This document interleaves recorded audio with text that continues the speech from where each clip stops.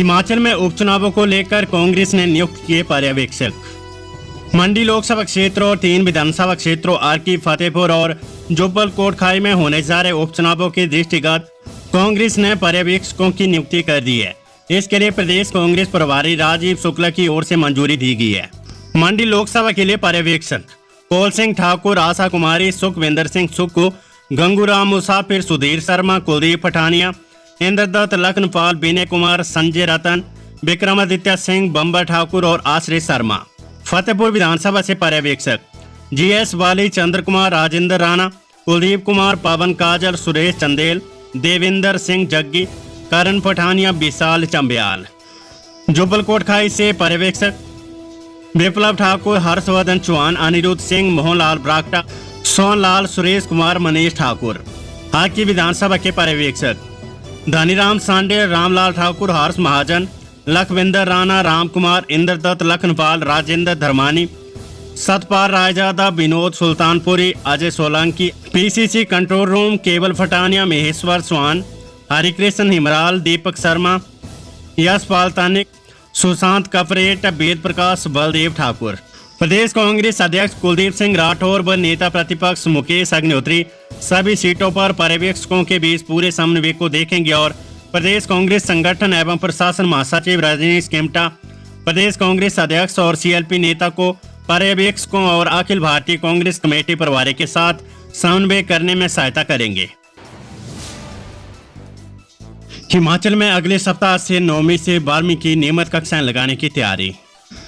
हिमाचल प्रदेश के स्कूलों में अगले सप्ताह से 9वीं से 12वीं के विद्यार्थियों की कक्षाएं रोजाना लग सकती है। अब इस सप्ताह में 3-3 दिन स्कूलों में 2-2 कक्षों के विद्यार्थी बुलाए जा रहे हैं। शिक्षा विभाग ने 11 अक्टूबर से 9वीं से 12वीं कक्षा के विद्यार्थियों को रोजाना स्कूल बनाने का प्रस्ताव तैयार किया है। इसे सरकार की मंजूरी के लिए भेजा जाएगा। उधर 1ली से 8वीं कक्षा के विद्यार्थियों को स्कूल बुलाने पर दशहरे के बाद फैसला होगा। सरकारी स्कूलों में 8 अक्टूबर तक 1ली से 8वीं कक्षा के विद्यार्थियों की ऑनलाइन परीक्षाएं होनी है। 9 और 10 अक्टूबर को सरकारी अवकाश है। इसके बाद 15 अक्टूबर को दशहरा है। ऐसे में बहुत कम संभावना है कि सरकार 1ली से 8वीं कक्षा के विद्यार्थियों को दशहरे से पहले स्कूलों में बुलाए। उत्तर प्रदेश के जनजातीय क्षेत्रों में पंचायती राज चुनाव के चलते स्थगित हुई परीक्षाओं का आयोजन 11 अक्टूबर से होगा। अब इन क्षेत्रों में परीक्षाओं के लिए शेड्यूल जारी हो गया है। वीरभद्र सिंह का नाम बनाएगी कांग्रेस, 4 सीटों पर मजबूत प्रत्याशी। कांग्रेस ने मंडी सांचे सीट सहित जुब्बल कोटखाई, फतेहपुर और हाकी विधानसभा सीट से मजबूत कार्ड खेल दिया है। पूर्व मुख्यमंत्री दिवंगत वीरभद्र सिंह का नाम बुलाने की पूरी रणनीति तैयार कर ली गई है। वीरभद्र सिंह मंडी से सांसद, जुब्बल कोटखाई और आकी से खुद विधायक रहे थे और फतेहपुर में भी उनके प्रभाव के कारण कांग्रेस 3 बार लगातार चुनाव जीती है। मंडी सांची सीट से पार्टी प्रत्याशी पूर्व सांसद प्रतिभा सिंह के नाम के साथ प्रतिभा वीरभद्र सिंह जोड़कर ही कांग्रेस ने अगली रणनीति स्पष्ट कर दी है। इससे मंडी उपचुनाव में सहानुभूति बटोरने की पूरी तैयारी है। फतेहपुर विधानसभा क्षेत्र के उपचुनाव में भी वीरभद्र सिंह का प्रभाव रहा है। इस सीट पर वीरभद्र सिंह के भरोसेमंद रहे सुजान सिंह पठानिया लगातार 30वीं बार चुनाव जीते थे। अब दिवंगत सुजान सिंह पठानिया के बेटे भवानी सिंह पर हाईकमान ने पूरा विश्वास जताया है और उन्हें फतेहपुर से चुनाव लड़ने के लिए टिकट दिया है। जिला सोलन की आरकी विधानसभा सीट पर संजय अवस्थी के समक्ष विरोधियों की चुनौती रहेगी। अवस्थी ने वर्ष 2012 में विधानसभा चुनाव लड़ा था और करीब 2000 वोट से हारे थे। इसे अच्छी टक्कर माना गया है, इसी वजह से उन्हें टिकट भी मिला है। हालांकि इस बार अगर प्रदेश कांग्रेस के सचिव राजेंद्र ठाकुर इस्तीफा देने के बाद भी चुनाव लड़ने या बगावत पर अड़े रहते तो कांग्रेस प्रत्याशी संजय अवस्थी के लिए संकट खड़ा हो सकता है। यहाँ कांग्रेस को भीतर घात से बचना होगा। जुब्बल कोटखाई सीट से रोहित ठाकुर को टिकट इस क्षेत्र के वोटरों को देखते हुए दिया गया है। एक धारणा है कि जुब्बल कोटखाई के वोटर अक्सर सत्ता के साथ रहते हैं। वर्ष 2017 के चुनाव में भाजपा प्रत्याशी नरेंद्र ब्राक्टा को जिताकर विधानसभा पहुंचाया था। ब्राक्टा के निधन के बाद सेब क्षेत्र के बागवान भावी नेता प्रोजेक्ट करना चाहते हैं। ऐसी स्थिति में रोहित पर हाईकमान ने दाव खेला है। रोहित ठाकुर पूर्व मुख्यमंत्री रामलाल ठाकुर के पोते हैं। शिक्षण संस्थान विनियामक आयोग, निजी शैक्षणिक संस्थान जांच में बाधक बने तो दर्ज होगा मामला। हिमाचल प्रदेश के 451 निजी कॉलेजों और विश्वविद्यालयों में शिक्षा की गुणवत्ता जांचने के लिए गठित टीमों के काम में बाधक बनने वाले निजी संस्थानों पर हाईकोर्ट की अवमानना का केस चलेगा। हिमाचल हाईकोर्ट की वर्ष 2014 में आई जजमेंट के आधार पर राज्य शिक्षण संस्थान विनियामक आयोग ने मंगलवार से जांच शुरू कर दी है। 12 बिंदुओं पर जांच की जानी है। कुछ संस्थानों पर पैसा लेकर विद्यार्थियों को नकल करवाने और विद्यार्थियों से निजी कार्य करवाने का आरोप भी है। जांच के लिए आयोग की टीम प्रदेश के दौरे पर निकल गई है। जांच टीम में शिक्षा विभाग से सेवानिवृत्त अधिकारियों को शामिल किया गया है। संस्थानों की जांच के लिए आयोग के एक्ट की धारा 9 के तहत कार्यवाही की जाएगी। अगर कोई संस्थान जांच टीम को अपने परिसर में प्रवेश करने से रोकता है या जांच में सहयोग नहीं करता है तो ऐसे संस्थान के खिलाफ कोर्ट की अवमानना का केस चलाया जाएगा। हाईकोर्ट के मुख्य न्यायाधीश को इसकी रिपोर्ट भी आयोग की ओर से दी जाएगी। आयोग के अध्यक्ष मेजर जनरल सेवानिवृत्त अतुल कौशिक ने बताया कि शिक्षा की गुणवत्ता से समझौता नहीं किया जा सकता। कुछ संस्थानों ने सरकार के नियम कानून ताक पर रख दिए।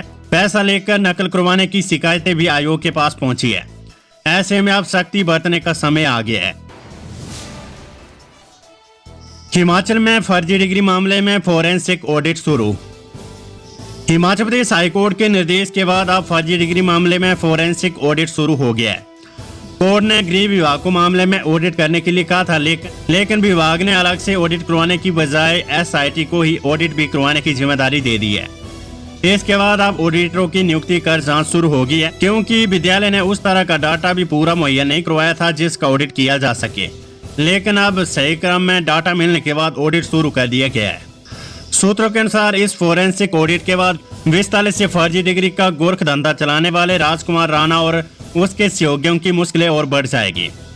बता दें कि इस मामले में सीआईडी ने हाल ही में यूपी से एक और एजेंट की गिरफ्तारी भी की है। वहीं ऑस्ट्रेलिया में छिपकर बैठे राजकुमार राणा के परिवार को हिमाचल आने के प्रयास किए जा रहे हैं, ताकि काले धन की मदद से उनके नाम दर्ज संपत्तियों को भी जब्त किया जा सके।